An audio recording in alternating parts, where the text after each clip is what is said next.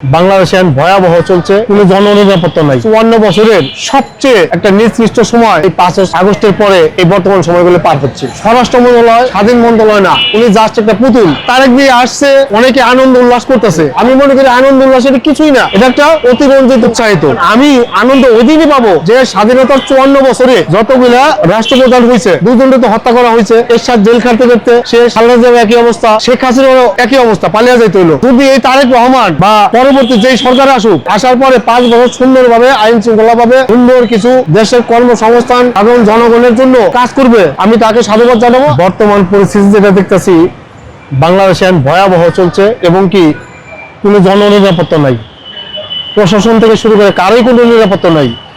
এটা আমি মনে করি যে 54 বছরের সবচেয়ে একটা নির্দিষ্ট সময় এই 5 আগস্টের পরে এই বর্তমান সময়গুলো পার হচ্ছে।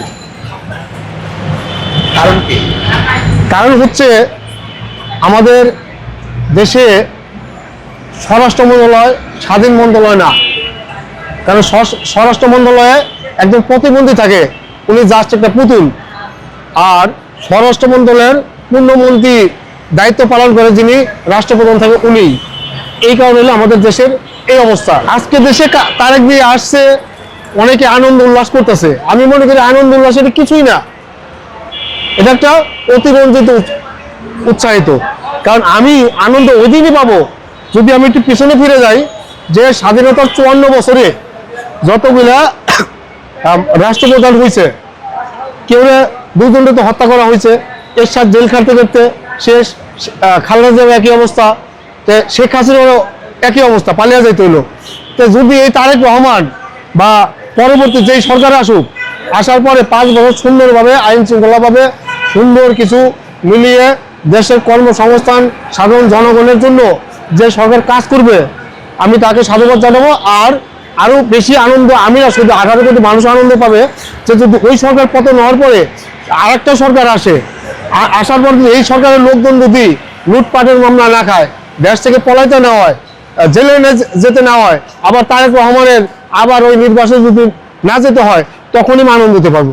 এখন যারা আনন্দ করতেছে এটা অতিরঞ্জিত, কিন্তু আনন্দের কিছু নাই। কিছুদিন আগে হাদিকে চেনেন তো? হ্যাঁ, গুলিবিদ্ধ হয়ে মারা গেছে।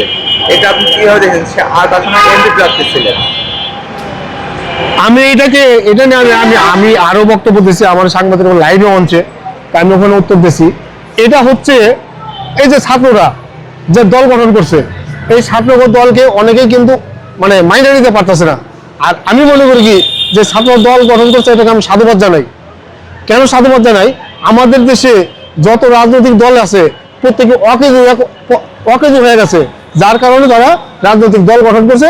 এবং কি এই এনসিপি বা এই ছাত্রদের সাথে যারা সম্পৃক্ত আছে, প্রত্যেকেই এখন মানে একে অপরের প্রতিপক্ষ, শত্রু ভাবেই তাকে হত্যা করা হয়েছে। ভাই স্বতন্ত্র ছিল ঠিক আছে, কিন্তু ছাত্র ওই জুলাই যোদ্ধা, ওটাই আমাদের বাংলাদেশে আজ পর্যন্ত কোনো বিচারই হয় না। আপনার কি মনে হয় এই বিচারও হবে না? কে করবো? যিনি বিচারক আপনি দেখেন না, অনেক বিচারপতির বিরুদ্ধে মামলা হয়, যিনি বিচারক উনি তো আসামি। একটা আসামি কার বিচার করতে পারে?